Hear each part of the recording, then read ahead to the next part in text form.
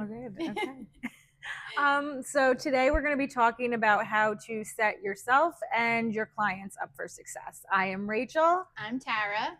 So we're going to bring you some ideas, just some things that have worked for us in the industry, and hopefully they can help you as well. And we're going to have a freebie in the links in the show notes below so that you can set yourself up for success with your clients.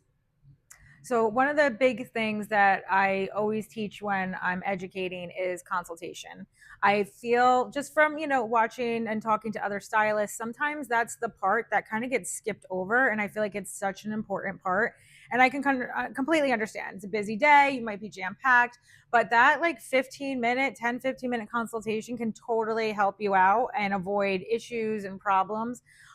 What I like to do is I like to listen to what they're saying, see visuals, which is great. We can pull up stuff and then repeat back to them what they've told me to make sure I'm getting it correct. Because sometimes they'll be like, well, no, I don't want gold or I don't want yellow. And it's like when you actually show them the color, oh, I love that. And it's gold or yellow. So it is really important to set that up.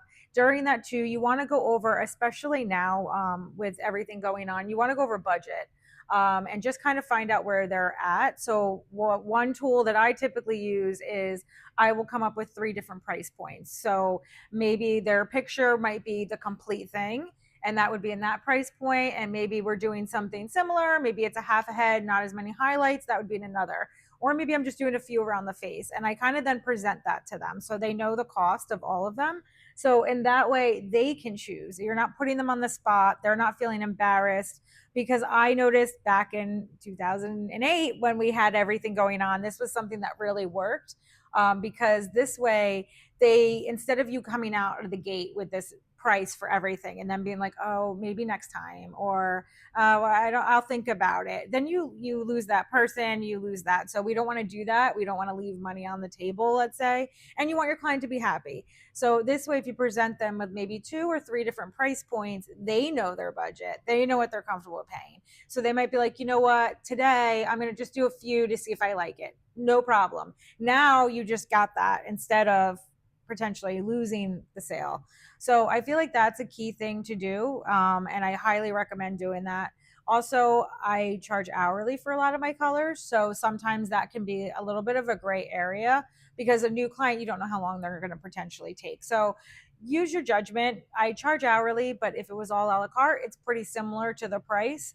So usually balances out to be it the usually same. balances out. So And when you're quoting this and say it's a new client, you want to say it could be more, but this is about the range. Or sometimes I'll give a range. That way it covers me if I need to mix extra color or any of that. But it's just working with them. You're going to create where they feel comfortable with you. And I think you have more of a success rate of retaining that clientele. And I mean, with consultations, Tara, do you feel like they help you obviously in knowing what the client wants or how the client wants it? absolutely. I mean, at first, if I have a client that sits in my chair and they show me a bunch of different pictures and I'm like, they have no idea They're what all they over the want. place. They're all over the place. It's like, okay, let's bring them back down to earth for a second. Let's find some commonalities between the photos. Is it the tones? Is it the placement? Yeah. Is it how light it is and whatnot? Is it more ashy? Is it more gold? Because there's some people that think that brown is red. Oh, 100%. Everybody's eye views color Yes. differently. So, Yes, exactly. and sometimes they get stuck on those words. Yes. Oh, I don't want ash or I don't want gold, Yes. So sometimes I'll just say cooler tones, warmer tones, so they don't Exactly. hear those trigger words, Right. As soon as they hear brass, they're like, oh no, I'm out. Yep. So you have to kind of monitor and gauge the conversation.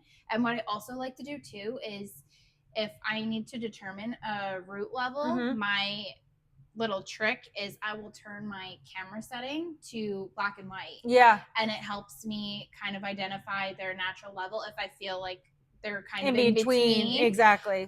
So that has been a super helpful trick. That's for huge me. because it is sometimes hard. You're like, it could be here, it could be there. But yeah, the black and white thing I've seen, and I feel like that's a great option, especially too for stylists that are just starting out, and you're so nervous about Yeah. formulating. So it's a good thing and just to see if you're right. Maybe you did say it was a level Yeah. 6, and then you do that and you're like, okay, yeah, now I know it's a level Yes, 6. and there's still some times where I have to go back and look at the drawing board or look at the color, Yeah. the color wheel, and I'm not afraid to do that. But at first, Yes.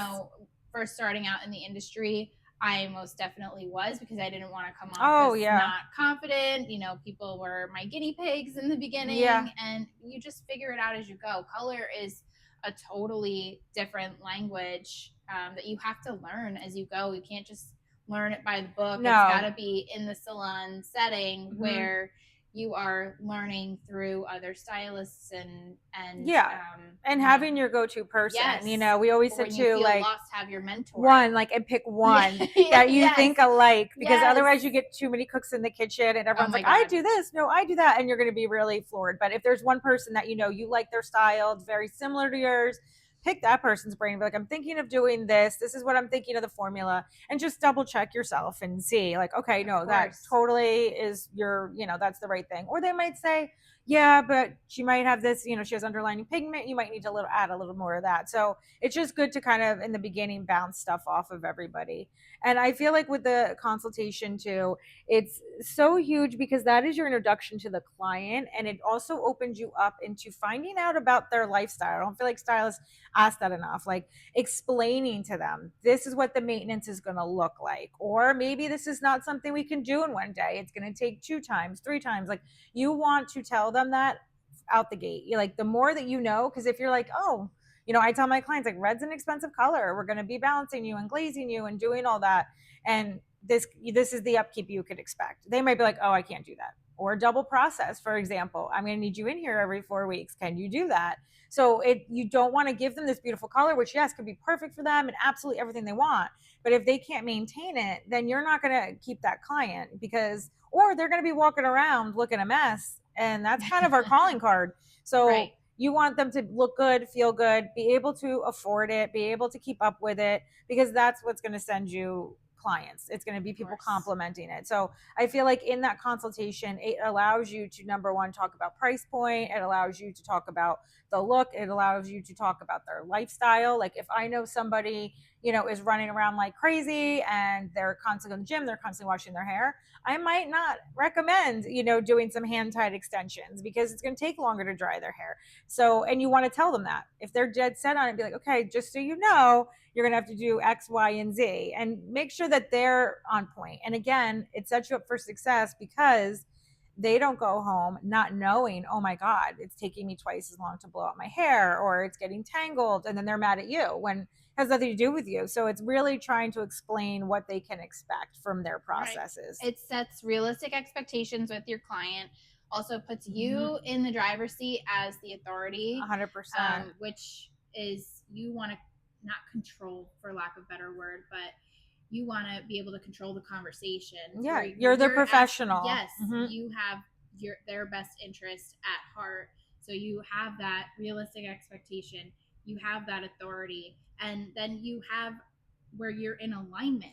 And 100%. You guys you will be okay from that point on, because you have clear set instructions and expectations, and you know what to do. And then they're going to love it. So 100%. And they're going to feel that you really valued their time.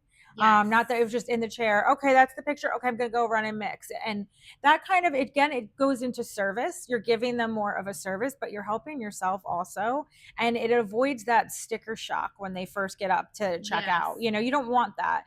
I'm reading a lot of, situations where people have been getting themselves in with clients, or, after the fact, weeks after, months after, an unhappy client or something. You want to make sure that you're going over every information. Fine tooth it, 100%. Nail. Because Absolutely. You want to just avoid any of these issues. And you want to, with all this of what's going on in the industry and clients either complaining, maybe that was, a bill came through and they're like, oh my God, I just spent $600 on my hair. Now I'm going to complain and say I want my money back.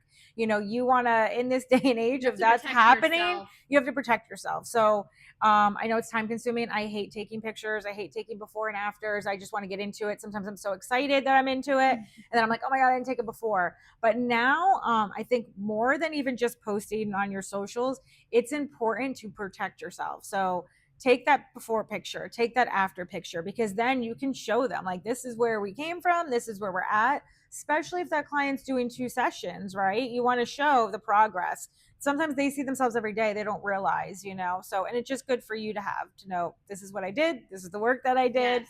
And we're on the same page, and write down the formulas. I mean, oh my God, yes. So many hairdressers like don't write it down, and it's really hard and difficult in the beginning because you're not going to remember, and color fades. And I trust me, there's times I'm like, oh, what was her color? And I'm like, so do you like your color how it is now? You want me to match it up to this? But you don't want to have to be reformulating all the time. So write down on the color cards. A little tip I always like to do too, if you're starting to retain that client, write down little notes about the client.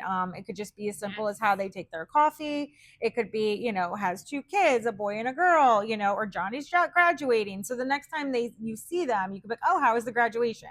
Because it's impossible for us to remember and retain everything from seeing everybody. So it really kind of, again, just helps you to retain the client, and they just feel valued. And we are in a service industry. That's the service that you're giving them. So and then at that point, it opens up everything to, at the end of the appointment, being able to go over everything. And then you could go into the care products that you maybe recommend. So then you could potentially get retail sales. So it's just, you want to make sure you're starting the appointment off right, and that you're closing the appointment in the correct way.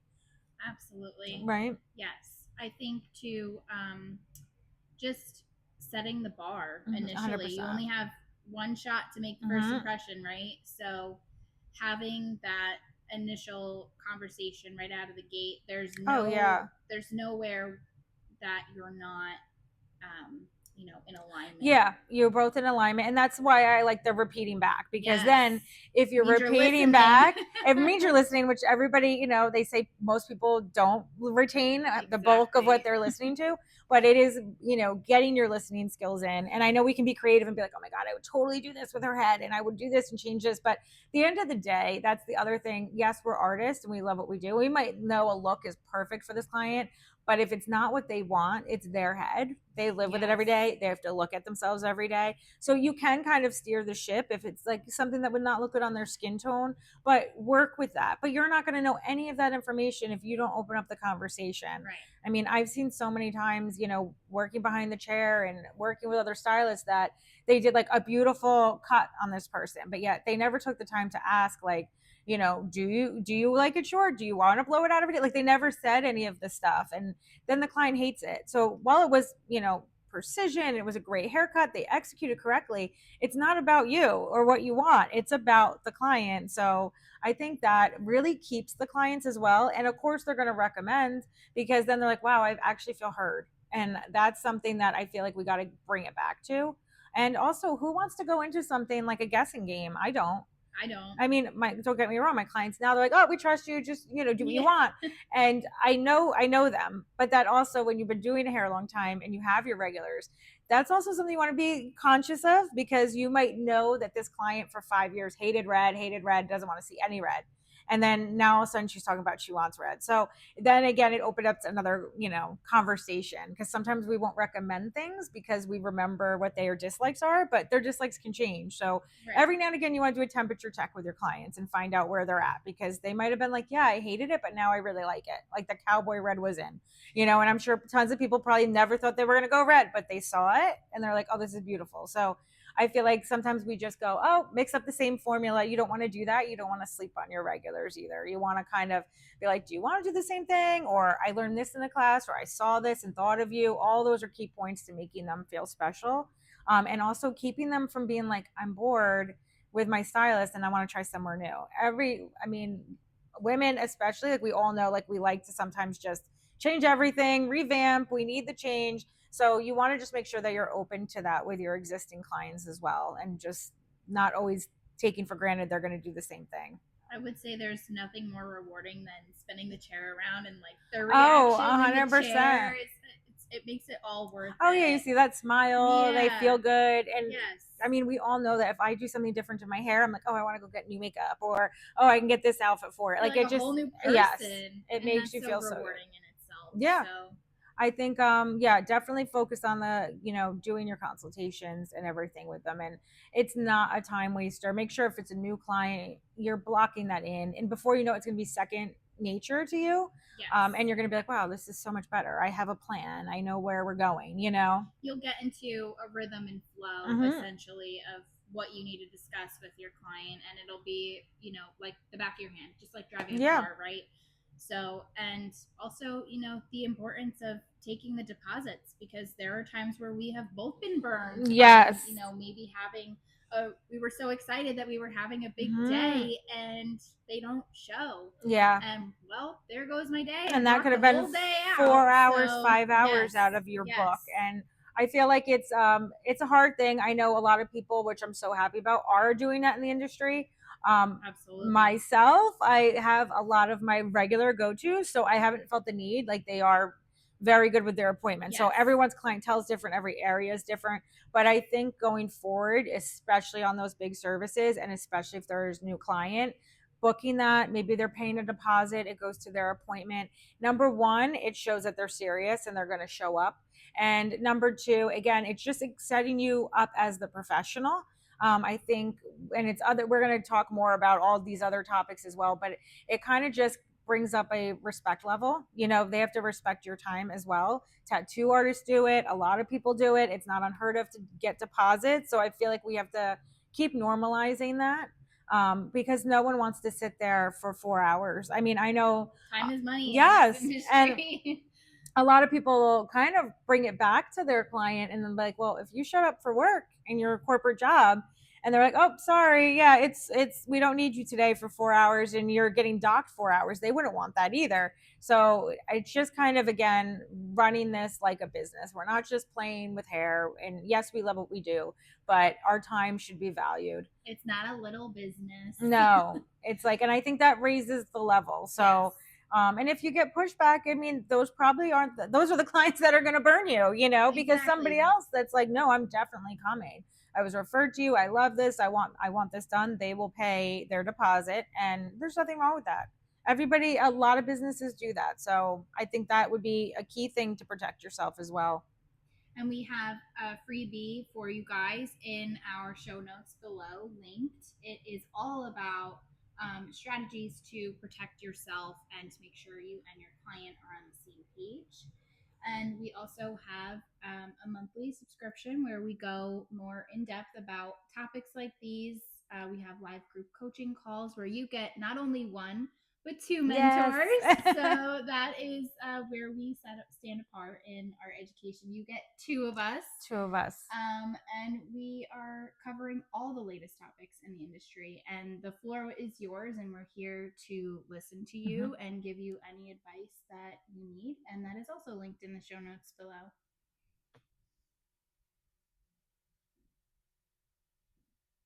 Cool. All right. I felt like that was a good flow. I felt like it was smoother. I feel like we're getting better and better. Before we know it, we're going to be phenomenal. I've been holding that in. So. Me too. I had like a tickle. I'm like, I can't cough. I'm like, swallow my spit. Oh shit, we have to turn off your phone too. We're recording all of that too.